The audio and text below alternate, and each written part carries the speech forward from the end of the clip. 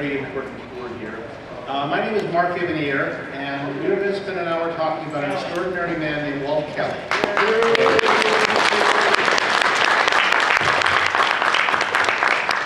We have here a number of people who are very familiar and passionate with Mr. Kelly's work. We unfortunately do not have with us today the person who knew him best, his daughter Carolyn. Carolyn is under the weather, and I actually this morning talked her into not coming down because I thought it was poor for her. She wanted to come down and be here, and I did not think it would be good for her health to make a train ride down in the condition she was in. She is a wonderful, talented woman who had many wonderful stories to tell about her father, and I insist that she get here next year and we have another one of these, and maybe we'll just let her tell you all about Walt because she knew him better than anybody and inherited his sense of humor, his wit, his brilliance, his ability to draw really nice pictures and other things like that. But nevertheless, we're going to make do here.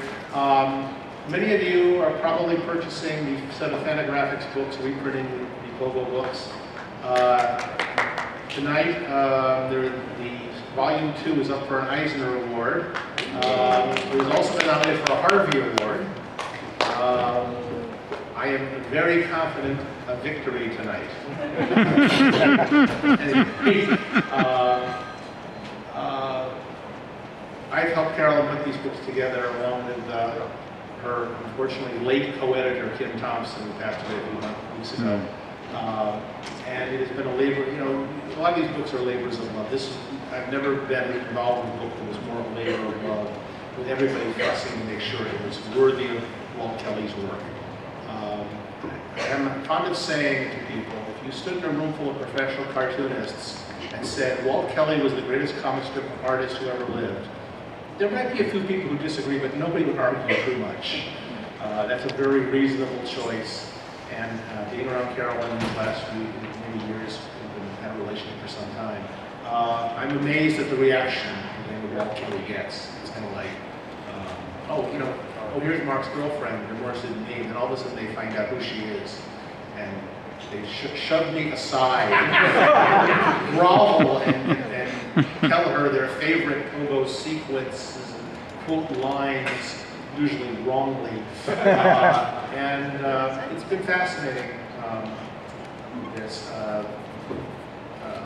And I find Walt Kelly a couple of weeks ago, for reasons that, here's a name drop of all sorts. I was at Dick Van Dyke's house. I was talking to Mr. Van Dyke, and I mentioned that my girlfriend was the daughter of a famous cartoonist who did a strip called Pogo. He said, "Oh, Walt Kelly, I met him." He's an admirer. We actually had, for the third volume, we had lined up, I convinced Jonathan Winters to do the forward. And Mr. Winters passed away. And he was a fan of Walt Kelly. He's the voice of Deacon in that animated stop motion. No, yeah, that's the price was right. Yes, that's you're right. And he passed away, and I actually said to Carol, "Well, don't worry, we'll just move up the person we got for the fourth volume, Roger Ebert."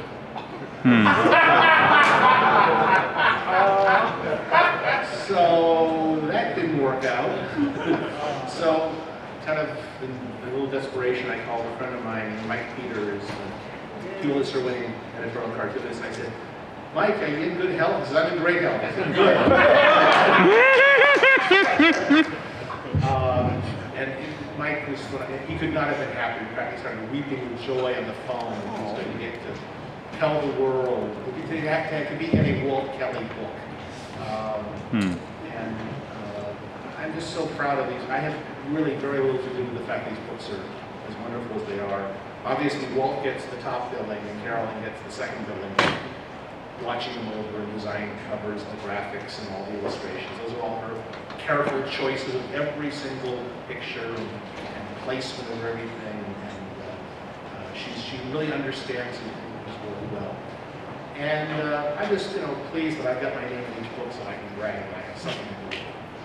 Anyway, these are other people who have a connection to Walt Kelly, either as fans or scholars and such. We were supposed to be joined by Jeff Smith, who likes to make an entrance. So this is Mr. R.C. Harvey, ladies and gentlemen.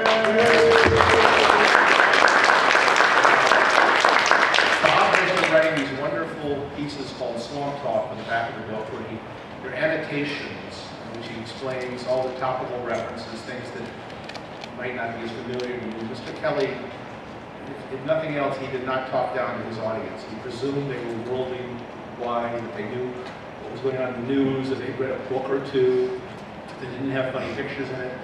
And Bob has been writing these wonderful essays and explanations. The one in Volume 3 is very long because Volume 3 is the one that introduces simple J. Malarkey into the Pogo canon, and that takes a lot of explanation and history reference. And Bob did a very fine job there, as you'll see. Next to Bob we have Ms. Maggie Thompson. She has a special connection to the Kelly family, which we'll see if we can get her to tell about. And next we have one of my best friends and a fine writer of animation and TVs and comics, Mr. Paul Dini. No connection to Walt Kelly other than I adore him. So. Now I'm going to tell my interest in Walt Kelly, and then I will shut up and let these people talk. When I was a kid, we used to buy books from a place called Bookhaven on Westwood Boulevard in Los Angeles. I grew up in West Los Angeles. And we put this little lovely bookshop run by two elderly widows. They would always pick out books and recommend them. They read everything they sold. When was the last time you were in a bookshop where the people there really knew what the content of the product they were selling? And I was buying the Peanuts books. Those $1 Holt Reinhardt books were printing Peanuts. And we'd go in every week, and I'd say, is there a new one out? Is there a new one out? And there wasn't a new one out every week. It came out 2 or 3 a year. But whenever there was one, I bought it for $1, which was a lot of money back then. I was 6, 7. And then once in a while, I'd buy a BC collection. They had those out. Oh, I need to get, okay. Once in a while, I'd buy a BC collection of them. And then one day, they had one of the Simon & Schuster Pogo books there. And it was the same size and shape as the Peanuts books. And it had comic strips in it. It had word balloons. So I just bought it. I just thought it looked so attractive. I took it home and couldn't understand it for the life of it. I did understand that the drawings were very funny. Because to me, nobody ever drew funny animals more expressive. Funny animals were more human than Walt Kelly. And the pictures alone were worth the buck I spent. And I could understand a few words here and there. I couldn't quite grasp, I couldn't quite get to the dialect at that age. I was still wrestling with English. And I couldn't quite understand the things that Mr. Kelly did in language. But I read those books as much as I could, and got something out of them, and I read them again a couple years later, and I started collecting them. And eventually, I think I was hip enough to understand a lot of them. And there was something very special, there was something very organic about his characters. I like characters that are very real on the page. You can hear their voices, even when you're not, when you don't have an actual voice in your head. When you read a Bugs Bunny comic book, you can supply Mel Blanc's delivery. Well, what did Pogo sound like? What did Churchy sound like? What did Albert sound like? I had no idea, but I could hear their voices anyway because they were so expressive. And I collected everything I could of Walt Kelly's, including eventually one of his daughters. Carolyn in my life, and I just kind of started messing with questions about Walt, and I was amazed how smart she was about him, how she understood so much about him. And then I would just watch because I would take her places in the animation community, and I would introduce her to people. And I might just open and say, this is the daughter of the Easter Bunny. This is the daughter of Santa Claus. They couldn't believe it's close to Walt. Or as people in animation just would work with Walt, usually on that, in some cases on that Chuck Jones special that Walt and Chuck wanted to kill each other. But I've come to know the world of Pogo and Walt Kelly very well, I think, and appreciate, and this is the last thing I'll say right here this over. I really like the people who like Walt Kelly. They're hipper, a little smarter, a little nicer. I just find that if somebody is a fan of Pogo, I like them because they have this, our sense of humors are in touch. And most of them like all the other same things I like. They like Laurel and Hardy, they like Monty Python, they like Harvey Kurtzman Mad Magazine. They like that stuff. They like Stan Freberg. Stan wrote the Forge for Volume 2, and I knew Walt, and this is as he explained in that, and Stanley's one of my heroes. It's really nice to know that your heroes admire your other heroes.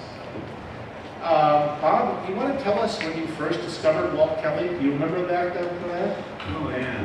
Get as close to the microphone as you can, please. Well, I discovered Walt Kelly on Boy Scout paper drives because the Walt Kelly's Pogo ran in that paper that my family didn't take. So the only time I saw Pogo was when I went on paper drives, and we pick up all these huge stacks of Rocky Mountain newspapers, and there was Pogo.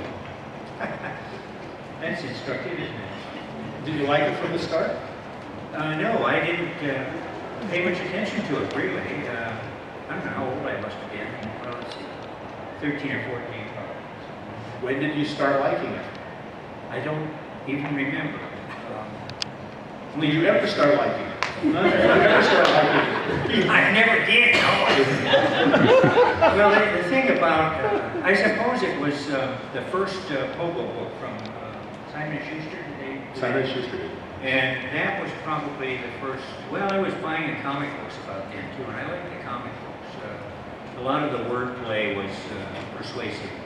The thing about, people ask me for no particular reason at all, but what I think is the greatest comic strip in the 20th century, and I always say Pogo.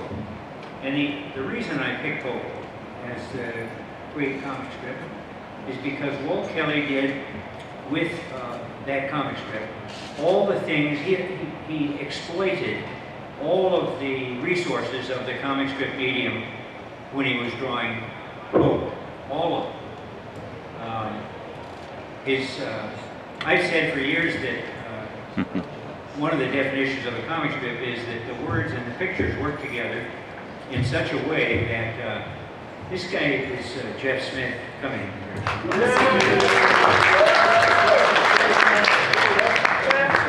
You have to sit where your name is.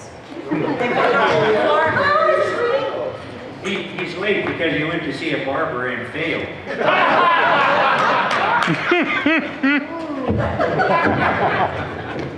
A joke last done about the Beatles in 1964.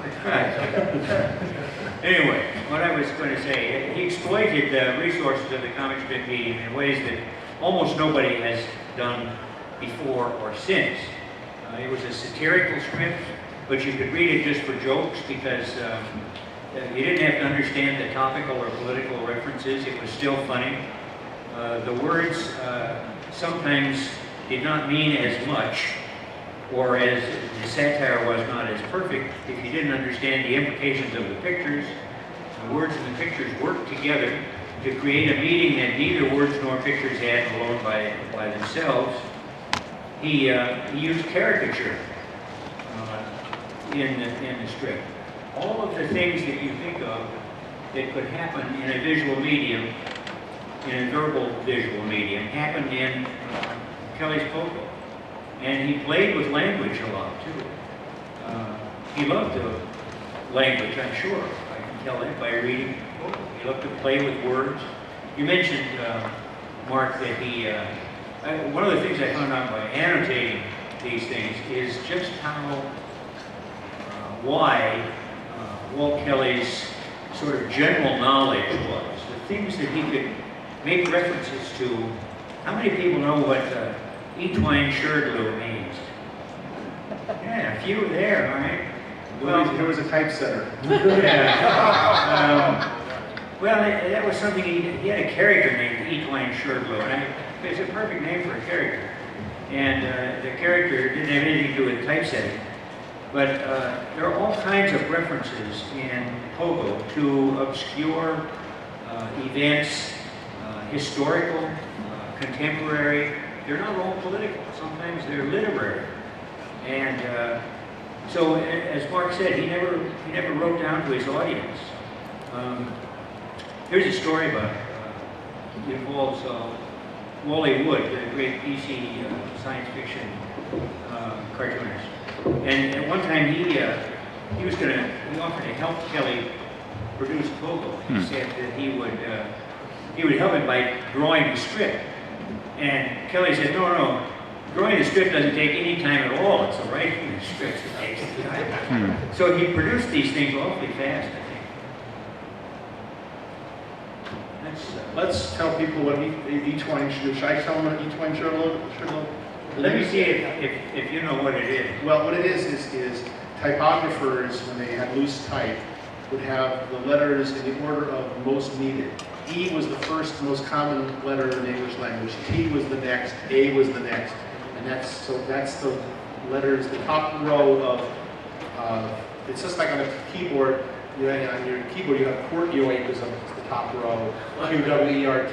This is for a typographer would be ETAOINSHRDLU,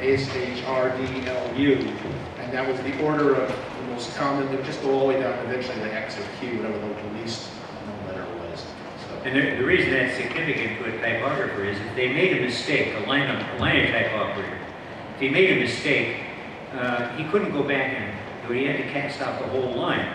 So in order to get rid of a whole line, he'd run his hand along the top row of keys, and that's each line shorter. And then all the little pieces would fall on the floor. And he'd start over. Maggie, tell us when you were first exposed to Kelly's work. I had a dime allowance, and once a week I could go to the newsstand on the corner, and my mom said I used to spend about an hour and a half going through all the comic books on it, picking out one and bringing it home. And then she would have to read it to me for the next week. And one day I brought home a comic book that she thought was as funny the seventh day as it had been the first. And she wrote a fan letter to Walt Kelly, care of the editorial offices, and he responded. And a correspondence grew and a friendship grew. So that was actually the start of my comics collecting. I still have the comic books that I bought with my dimes back then. The friendship grew to the point at which I have the New York Star things that he was the art director, I believe, for the New York Star, which was a short-lived liberal paper in New York City. And he was able to do editorial cartoons in there. So it was editorial cartoons here, and then he did Pogo as the funny strip. When the Star folded, and he found it as a syndicated strip, as they were corresponding, and I'm looking through the letters to piece that together. He couldn't do the political commentary as much anymore in the comics in Pogo, because that was supposed to be a family funny strip. So he wanted to do some satirical commentary on society, and he thought, wouldn't it be great to have a strip where he had a couple of Martians come down? And it was good. Years before Mark and Mindy, but they would analyze society and make comments about it. And because my mother was a science fiction writer you've never heard of, he wanted her to do this, to take care of the science fiction aspects of the plotting and background. And he was talking to one of the science, it was either as, I think it was Willie Lay actually, was going to be the science consultant. So it was very serious. And the day my parents were supposed to go for a story conference from where we lived to New York City, they were getting in the car to do the trip, and they were going to have a big meeting, and they were going to talk all week and put it together. The Korean War broke out, and he received instructions from the syndicate that said under no circumstances was there to be any satiric content, any negative remarks about society. It had to be all positive. And so they had this weekend with him, but nothing more. But that was the relationship that my family had. So I grew up surrounded by all the kids' comics of the day. And I have to say, by the way, that while I know we're talking about Pogo, my favorite kids' adventure strip of all time is Our Gang, in which he metamorphosed what was going on in the movie shorts, analyzing the gag, discarding the stereotypes very deliberately, and bringing them in as a full, this is how kids should be together, so that there is a section in which the little girl wants to go with the guys who are going treasure hunting, and they say, you can't go because you're a girl. And she comes home and she has one of the other kids cut her hair off with hedge clippers so that she can go out and have adventures too. He's very egalitarian throughout his career. So what I'm saying is, by the way, if you're a Kelly fan, there's a whole bunch of stuff out there that isn't being reprinted. Some of the Our Gang stuff has begun to appear. covers, I believe, by a gentleman down here. But if you're really interested in all of Kelly's background, seriously, everything he did was magnificent. Paul, when did you discover Walt Kelly? It was, I remember this pretty clearly. It was when I was about 9 years old, and we would spend every summer up at a house, a cabin at Lake Tahoe that was owned by some relatives of ours. We would get it every August. And one day I was in the house looking around at the bookshelves, and they were filled with mysteries and Reader's Digest books and really pretty dreadful stuff for kids. And I found this battered up copy of the Pogo Pew stamp catalog, kind of wedged in with everything else. And I pulled it out, and I was going like, oh, this is like kind of like a kid's book. This looks like something that I enjoy. And I started flipping through it, and I was going like, oh, this is that comic strip in the Oakland Tribune I never read, you know, because I just don't get it. And I thought the drawings of the animals were really great, but it took me a long time to figure out who and what Pogo was. Because as I was flipping through it, they're calling him Pogo, and he's got his tail wrapped around a branch of a tree. So I thought he was some sort of a monkey or something. And then later they referred to him as a possum, and I'm going like, I know what a possum is. I see them dead on the side of the road. He doesn't look anything like a possum. He's got this round head, and it's kind of a weird looking thing. But it took me a long time to puzzle through it, because Mark, like you, I was sort of hung up a little bit on the dialect. And half of it was like Southern dialect, and half of it was made up words. And the more I puzzled through it, the more I liked it. So by the time summer was over and we went home and we started getting the Tribune again, I made a point to read it every night. And it took some work, but by then I was sort of, I figured out who the characters were and got caught up with it. So it was around then. I'd say it was like mid to late 60s. Jeff, when did you first discover Mr. Kelly's work? I remember pretty clearly. I think there was a Pogo TV special on in '69. Is that about right? 68. 68, yeah. The Pogo special birthday special. And I saw it, and I was drawn to it right away because I was always a Looney Tunes fan and a Chuck Jones fan. So that's why I kind of watched it. I thought the drawings were pretty good. I thought it was a good show. I was 9 or 8. I was 8 years old. And I remember going to school the next day, and there was a little girl in my class who had also seen the show, and her dad had a comic book, and she knew I was kind of the artist in school, you know, I was the guy who drew. So she stole her dad's copy of Prehistoric Pogo and gave it to me, which I have to this day. Let me just put it in my mouth here. Can you hear me all right? Yeah. All right, excellent. Start over. So she brought me a copy of Prehistoric Pogo, and the top of my head blew off. It was, I love comic books, but I'd never seen anything like this. It was the fattest comic book I've ever seen, and it had the best drawings that I've ever seen. It looked like a Disney movie, but better, and it was much more solid. It was like the best way a comic book could be drawn and presented that I'd ever seen. And that began a mission for me where I had to find Pogo books. And back then, you know, there weren't comic book stores. You had to go to like dusty old bookshops, and you might find one. I might pick one up here or there. It took me a long time to piece together a little sizable shelf of Pogo books. But they had a profound effect on me. And in fact, in the early 90s when I was doing Bone, my goal, in the business plan I wrote 2 years earlier, I was going to, every year I was going to collect Bone into a Pogo book. Because I didn't really call them graphic novels. I was going to make a Pogo book. So that's what I did. I made 9 Pogo books over the course of Bone. How did your cartooning change once you saw Walt Kelly? It got better.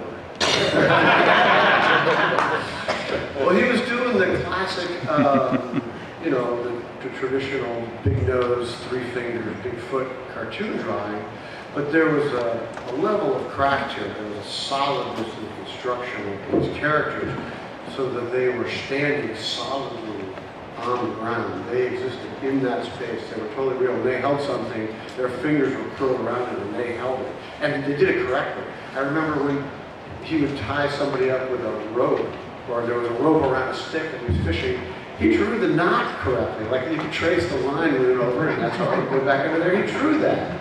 And I just thought that was astonishing. And to this day, when I draw a knot, I actually make it work. It's interesting to me that everybody remembers kind of their first Pogo experience. They remember the things. I mean, I love Peanuts. I can't tell you when I first saw Peanuts. I love Little Abner. I can't tell you when I first saw Little Abner. I love Popeye. I can't tell you when I first saw Popeye. I can remember when I first saw Pogo. I remember when I first saw Walt Kelly work. I remember standing in the bookshop, holding it there, looking at it, trying to decide whether to buy it. It took about 3 pages. I gotta have this. Let me ask people here. This is maybe a tough question here. What is it that Walt Kelly did? And Bob started talking on this a little bit. What is it that Walt Kelly did that nobody else did? Let's tell what was unique about him. Okay, he was very funny. There were a lot of funny comic strips. He had characters that people love. Well, people love a lot of characters. What was unique about this man? Now he was introducing politics into the strip, and by the way, if we get into volume 3 of Pogo reprints, that's where it really starts getting political. Not just because of Simple J malarkey. It really, you got to have read the front page to understand some of that stuff. And Bob very lovely will explain to you back if you didn't.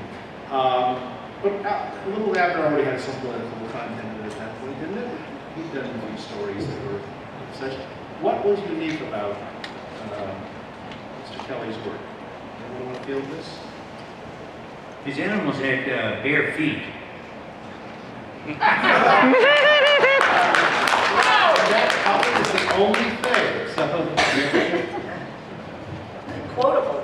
I mean, it's not just the art that we've admired, but we picked up expressions that we use to this day. If I look at it, I got a really bad cold right now, and I'm looking in the mirror, and I thought, it comes back to me when Albert, as Stepmother Goose, said to Pogo, oh, you wonders why I is pale and frazzled looking. And Pogo says, no, I don't. And he says, dear boy, you wonders why, you don't wonders why I is pale and frazzled looking? And he says, no, I just don't wonder why you is. So I look in there and go, yeah, pale and frazzled looking, and that's the way it's going to be. He quotable, and became a part of our language, especially when Carolyn and I are talking. One of the things that always struck me was reading the strip on a daily basis was how immersive, totally immersive the world was.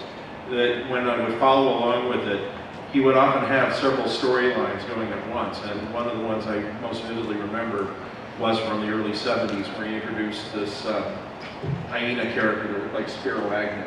And at the same time, so he's got this bombastic creature going around and you know, very arrogantly casting aspersions on the swamp critters, and yet at the same time, he's got a story with Deacon and Sarcophagus Macabre, and he's got the owl and turtle doing something, and Albert's hosting a special on non-breathers against pollution. And you could, the story tangents would go along for weeks without ever intersecting, and then they would intersect, and that would be, you know, and then every year after that I would buy the book, which had that story kind of distilled down. But you had to kind of get into that world and follow along, because the dailies would take forever to wrap up, which wasn't a bad thing because I enjoyed going along for the ride. And the Sundays had their own completely different continuity. So I'd sit down on Sunday and I'd go like, well, what are they doing? I know this has nothing to do with the daily story. Oh, it's baseball season again. This is going to go on for about 4 months. So it was really kind of like, once you were into Pogo, you're kind of like a silent observer in that world, and you're in it, you know, for the whole ride. Friday the 13th is on a Tuesday. That's right. There are faces that leap out at you in those strips, and they're wonderful. The volumes that we're doing now, the titles of the books coming from notations. Carolyn has tons of paperwork that her father did, sketches. She's got some amazing half-finished things and pieces that you'll be seeing in some format someplace. But he's done a lot of those places like where you just wrote a phrase, and we dug the title out. She dug the titles out of these. And I kept saying, well, you know, we may not like to use all these titles. Maybe later on we'll take some titles out of the strips and just find a phrase in the strip and use that as the title of the book. She says, no, I think we can do it all with these phrases he wrote in his notes. And then I came across, I was reading, I think in the first volume of the strip, there's one place where one character yells, quote, "Who flung the goo?" on the book. And I said, we got to make that the title of the book. There's got to be a book called "Who Flung the Goo?" And she's fighting me on this. But I just think I just laugh at that phrase. Who flung the goo? It fits in perfectly to the strip. These little treasures there. And so poetic and so perfect. You couldn't change a word. Who flung the mush? Not funny. It's got to be goo. Who threw the goo? That's not funny. Who flung the goo? You realize that the Harvard Book of Contemporary Usage, which was a book for writers about what are correct expressions and what are not, Kelly was on the board of commentators for that first book, and he was the most knowledgeable. So it was like, would you ever use this in a conversation? I would only use it, says Kelly, to show an illiterate person. And so they respected his linguistic skills enough. He was absolutely on that board. It's worth getting. The first edition of the Harvard Book of Contemporary Usage defined just how much he knew about language and how to use it. One of the differences, I think, between him and other cartoonists tended to hang out with other cartoonists, and he tended to hang out with newspaper people. He thought of himself as a newspaper man. He loved the newspaper ambiance, and a lot of his best friends were reporters and editorial people, newspapers, as opposed to, he associated with other cartoonists, obviously, but he had that literary bent to him. Would anyone here like to venture an opinion of their favorite Walt Kelly anything? A book, a story, a sequence, a poem? Do you have like a favorite Kelly creation? When Albert's looking in the mirror trying on some outfit and he says, "Funny how a good-looking man look good in anything." Yeah. He's not gonna do it. Handsome man. Yeah. I think if he was wearing a tux that was too small and for a glove, he was putting on baseball gloves. Hey, Dan, another one in life? I love this sequence, and actually I was on the floor today and I bought a strip from it. It was a later sequence where, through some horrendous gap in logic, Wile E. Cat and Seminole Sam become convinced that the pup dog is worth $1 million, and they're out to steal it. But what they keep stealing is Mamselle Hepzibah's nephew, who's a skunk. And they have no idea they've gotten it wrong. And it's this long, labored sequence where, in the strip I bought, they're disguised as gypsy peddlers with the skunk out, and they're trying to, sell it to a passerby. And the only one interested is the pup dog, who comes by and sniffs the skunk and walks off. And Wile E. Cat just kind of looks at the skunk and goes, "Look me in the eye." Like, he's just begun catching on. But I love the sequence before that where they're trying to put a note in Mr. Miggle's paper about that they're a rich couple looking to adopt a dog. This is before they steal the skunk. And they break into his store, and for a couple of weeks they're running the store. And it's just this weird gap in logic where, lady storks come by and they say, "Is Mr. Miggle in?" They go, "No, we can't sell you anything. We're burglars. That would be against the law." And just goes, let her in. And they just start taking over the store and selling stuff. It's a weird gap of logic where things just continue along in that sequence that I just adore. Kelly was good at that. He'd start what would appear to be a story, and before you knew it, the characters had discovered something else much more interesting, and they went on about that for a while, and then something else would happen.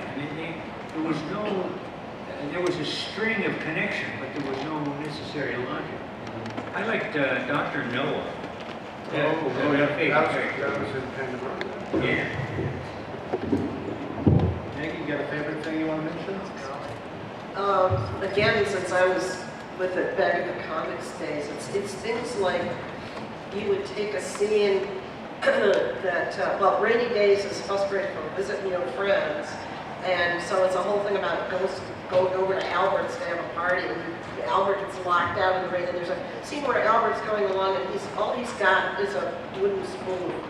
And so he's going through the rain and holding it, and the line is, "Dish spoon, don't keep off much rain," which summarized the tragedies of life in a heartfelt fashion. And it's just the one that comes to my mind at the moment because you could just keep going. forever. It also summarizes Albert's difficulty with the reality. This is true. This is true. Yeah, he was. Yeah. There's one more story I just have to point out that it's a kind of an obscure story. It has nothing to do with Pogo. It was a text story with illustrations that was reprinted a few years after Kelly died. It was called The Computer Commuter, or The Commuter Computer, or something like that. And it was a story about a guy who's fed up with the rat race, so he takes a cash register and a coffee pot and makes it into this robot and sends it off to make money for him in the city. And there's something about the way it's written and the turn of phrase that he uses that when I was reading it at 14 years old, I could not stop. I couldn't finish the story because I was laughing so hard. And I had to drop the book, and it was like one of those things where you're laughing, no sound comes out, and I would pick up the book. It's just the way it was written. I haven't read it in years, but it's still, I remember it being hysterically funny and just a very weird commentary on the rat race. Anybody else want to talk about their favorite Walt Kelly thing? Walt? I'm curious about how he was as an individual, aside from his output as a cartoon. Well, What kind of a man was he? Well, I'll tell you, I'm a huge Walt Kelly fan, and I wanted to go. I've heard he would hang out at a bar in New York called Costello's, and I wanted to. Was that the place? Costello's. Costello's bar. And anyway, I wanted to go see it, and because I heard, he would go after work and he'd hang out with his journalist friends, as Mark said. And I went to this bar, and the whole story was just right there. He had a seat at the end of the bar. This was like in the early 80s, and the bartender actually remembered Walt, because Walt had only passed away about 10 years earlier. And then, talked to me about him, and I guess he just smoked, and he would kind of like draw little strips occasionally at the bar. And they had one Pogo strip up there. But it was a very dark and smoky bar that you could just tell a lot of cigars and a lot of bourbon was consumed. As I say, I started to collect when I was 4.5. When I was 5, I got rheumatic fever.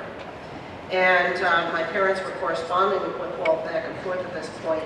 And at one point, a box arrived at the house, and Walt had written, I had that thing she's got. And he had gone to Western Printing, which was doing kids' books, and there was one of every kid's book that was released that month, so that I would have something to read while I was flat on my back with rheumatic fever. So you asked what kind of guy he was. That was Walt in like 1947. I'm sure he was not a rich person at that point. I'm sure that he had many other concerns on his plate. But to take care of a kid who's sick, just to cheer her up, that's the kind of guy he was. He was, the place that Jeff mentioned, Costello's, was a writer's, a newspaperman's hangout. But another place that Kelly frequented was called the Artists and Writers. That wasn't the name of it. The name of it was, maybe that was the name of it. But it was called after the bartender whose name was Blake, which I think is pronounced Blake. Anyway, he used to go there, and at one time a friend of Kelly's, somebody came into the bar and wanted to know why it was called the Artists and Writers. I mean, it's a singular artist and plural writers, and I have no idea why that is. But this friend of Kelly said, well, that's the artist, pointing to Kelly, and I'm the writer. And that was the explanation why it was called Artists and Writers.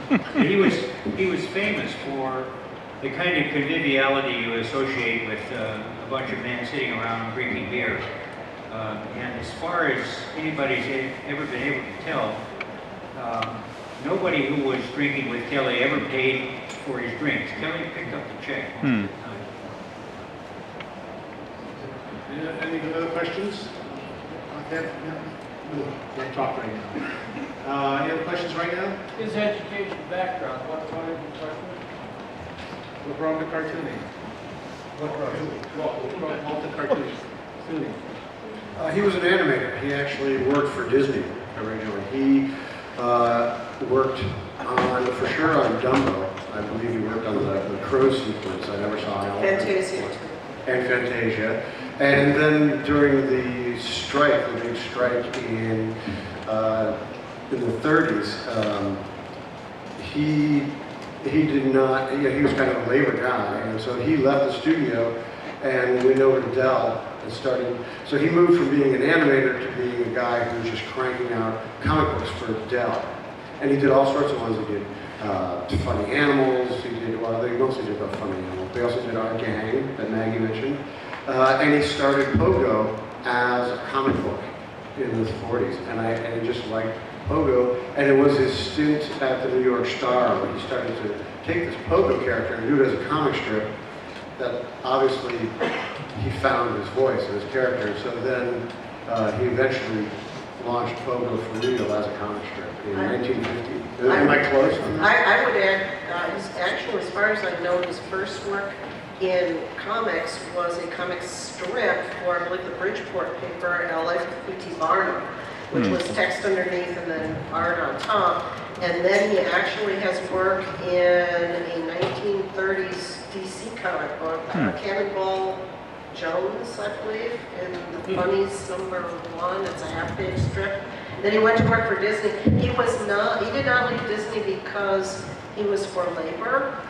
He was crossing the picket lines to work, and that was very uncomfortable for him.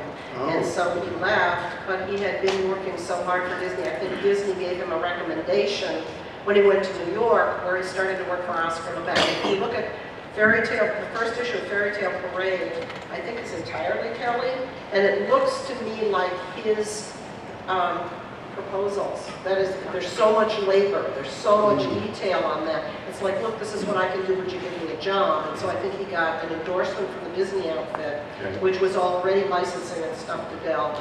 Oscar Levesque is the editor in New York, and it just worked out. And he did. I think this strike was important. His leaving Disney, but I think he left because he had friends on both the management and the labor side. Right. He didn't want to choose sides. So I don't know how true this story is, but I've heard from a few sources.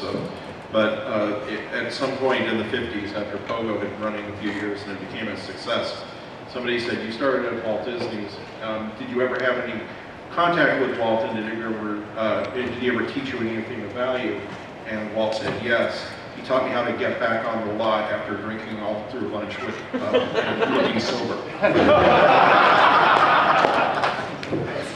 Ward Kimball actually did an hour recording for us when we asked about those early days. And one of the things that Kimball reported was that Kelly enjoyed going into the men's room because the acoustics were so nice, and he had a tin whistle there, and the echo would just work well, and they would play music there. If you look at Ward Kimball's, if you look at Ward Kimball's Firehouse 5, I believe the cover on the first record is by Kelly.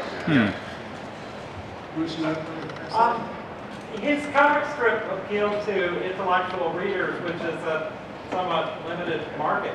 How long did it take to actually become broadly popular? And in terms of popularity in general, where did he rank? I actually have Don worked for the Cleveland Press, and he was told that Pogo, when they would do the polls of readers as to what strips did they like and not like, anything below Pogo got dropped. They could never drop Pogo because it was popular with that intense fan group, but it did not have a high popularity. So that was always the cutoff. If something came in below Pogo, they would drop it. They had to keep Pogo and everything above it. I think it was when, about 1952, when Eisenhower ran for president and Pogo ran for president. I think that was probably when it became more visible as a comic strip in the popular mind in newspaper. I go Pogo. I go Pogo. That was the campaign slogan. I met Walt's daughter Carolyn a few years ago, and she gave me one of the original I Go Pogo buttons, a big yellow button. Oh, I just heard somebody say, "Oh, shut up." That's a nice one. Next over here. I was just loving hearing all this. Because that's how I learned to read with my parents' Pogo books. Pogo books, man, I'm telling you. The original graphic novel. Yes, sir. Yeah, I just want to add, I also grew up, my dad read me Pogo books, which is why I became a cartoonist. So it was very useful in my upbringing. You're the director of the Simpsons movie. David Silverman, my name. Pogo is literally, I mean, Walt Kelly is literally the foundation of why I became a cartoonist. And his artwork I studied, and his line work, and the way he inked, the way I learned how to ink by emulating. I learned a great deal from looking at him, and also the people that he was influenced by. But one thing that occurs to me is that I think one of the last things he did where he became a full animator is he worked on the Reluctant Dragon and did a lot of the animation on that. And it occurs to me that when I learned all that, I could see when he did, Pandemonia, all those creatures. I think he sort of brought what he, got at working at Disney, and particularly working on the Reluctant Dragon, because you see elements of that in the work. Yeah, the little boy in Reluctant Dragon, I heard he was very heavily involved in his animation, and it looks like a Kelly design, and he moves like a Kelly character. We were trying to figure out Walt's biography back in the day when we were fan writers, and we were trying to find out, because there was a documentary, this was back before pre-recorded video stuff, and so we knew that there was a documentary on the Reluctant Dragon, and our question was Walt in that documentary? And the response that we got from his ex-wife was no, because he would have made us go to the theater to watch it many times than he actually did. It's interesting to see that someone goes from Disney to something like their own work. In Disney, they had a lot of really wonderful artists who never had the desire to have their own creation be the final arbiter. They were generally very happy to blend into the anonymity that was to be a Disney artist back then. There's some wonderful artists. When I worked at Hanna-Barbera, there's some wonderful artists around who never would have thought to create their own characters. And I find it fascinating that someone moves from a position of basic creative subservience to being completely and 100% in charge. You look at Pogo, and you could sense that's a one-man strip. That one guy, I mean, even though he had assistants occasionally, and other people did produce some lettering and such, you could sense that there was one brain behind that strip and one very consistent thought to it. And it's one of the things that makes you feel a kinship to this guy that most of us never met.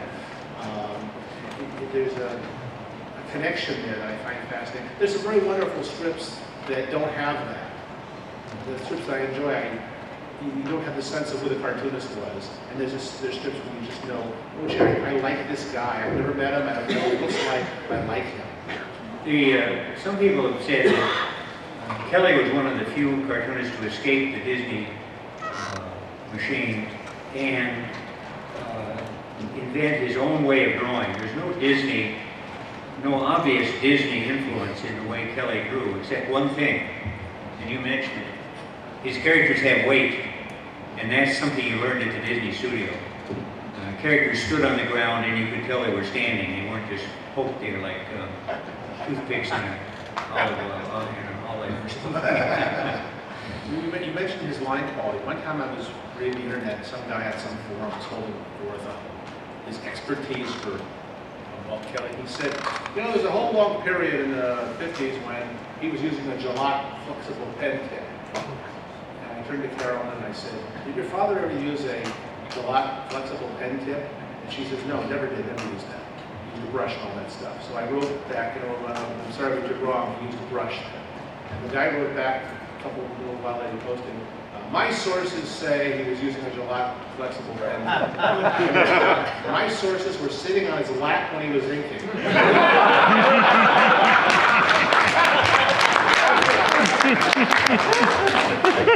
Internet win.